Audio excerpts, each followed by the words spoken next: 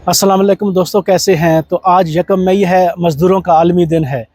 तो आज भी मज़दूरों के आलमी दिन पे जो मज़दूर है वो काम पे है, और जो मालकान हैं वो अक्सर छुट्टियां मना रहे हैं।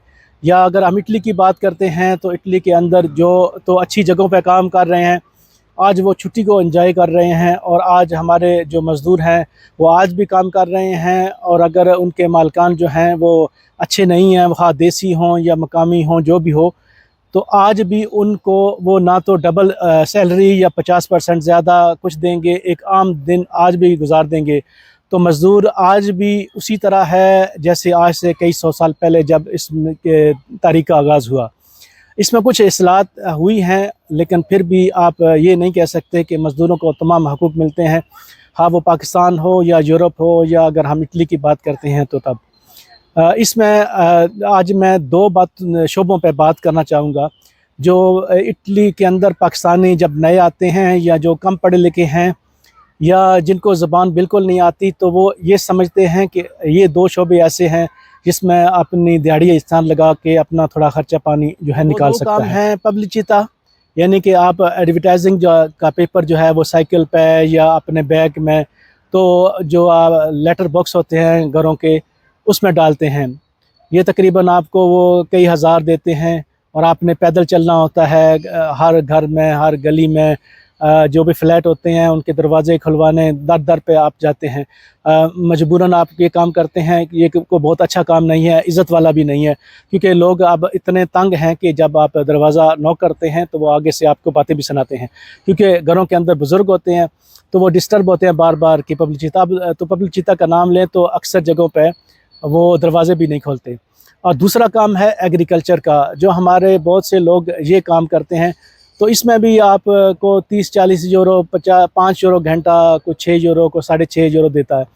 तो इन दो जो भी शोबे हैं, इसमें ख़ास तौर पे देसी हैं ज़्यादातर, और इसमें सबसे ज़्यादा ज़्यादती भी इसी में होती है मज़दूर के साथ, क्योंकि काम का कॉन्ट्रैक्ट नहीं होता, और जो पर आवर होती है वो भी कम दिए जाते हैं।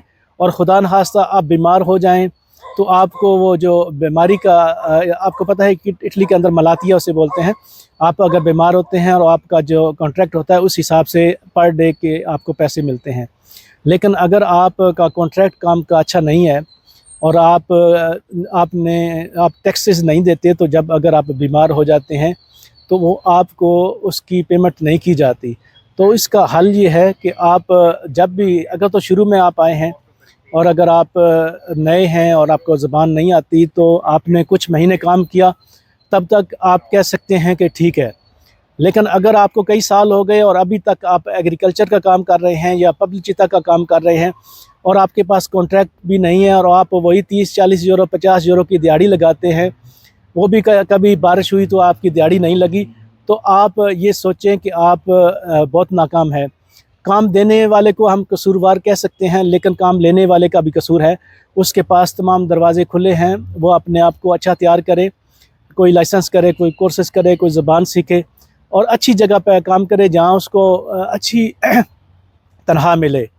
इटली के अंदर आपको पता है कि जो अच्छी जगह हैं, फैक्ट्रियाँ हैं, वहाँ 5 दिन काम होता है, 2 दिन छुट्टी होती है। फिर आपकी जो हॉलीडेज़ होते हैं वो भी पेड होते हैं। तो आप कोशिश करें कि किसी अच्छी जगह पे काम करें।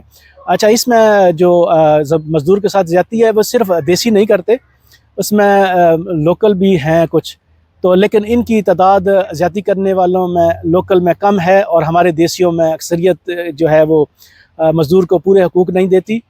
लेकिन मिक्स है, आप ये कह सकते हैं कि सब मज़दूर के साथ ज़्यादती करते हैं। लेकिन इसमें जो बंदा है, इंसान है, उसको भी चाहिए कि वो भी कोशिश करे, कोई हाथ पैर मारे, कोई ज़बान वगैरह के 4 लफ्ज़ सीखे, कोई हुनर सीख ले, कम से कम ड्राइविंग लाइसेंस तो कर ले, और नहीं तो कोई डिलीवरी की जॉब भी कर लेगा कहीं, या कहीं दूर।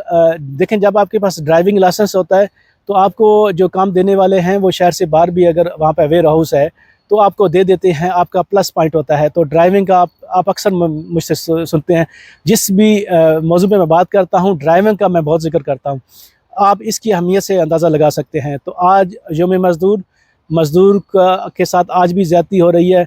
तो मैं अपने तमाम जो देसी मालकान हैं उनसे भी गुजारिश करूँगा कि मज़दूर का नबी अलैहिस्सलातु वस्सलाम का हुक्म क्या है कि جو اس کا پسینہ ہے مزدور کا خشک ہونے سے پہلے مزدوری دیں۔ یقین کریں اگر آپ مزدور کے حقوق پورے کریں، ان کے ساتھ زیادتی نہ کریں تو آپ کے رزق میں برکت ہوگی۔ اور میں کام کرنے والوں سے بھی گزارش کروں گا کہ صرف مالکان پہ بلیم نہیں کریں، آپ کو کوئی زبردستی لے کے نہیں جاتا، آپ بھی کوئی ہاتھ پیر ماریں اور کوئی ہنر سیکھ لیں تاکہ آپ کو یہ دو کام خاص طور پہ نہ کرنے پڑیں۔ اور بھی دوسرے شعبوں پہ بھی ہے، لیکن آج میں نے یہ دو شعبے سلیکٹ کیے تھے کہ ان پہ بات کرنی ہے۔ شکریہ۔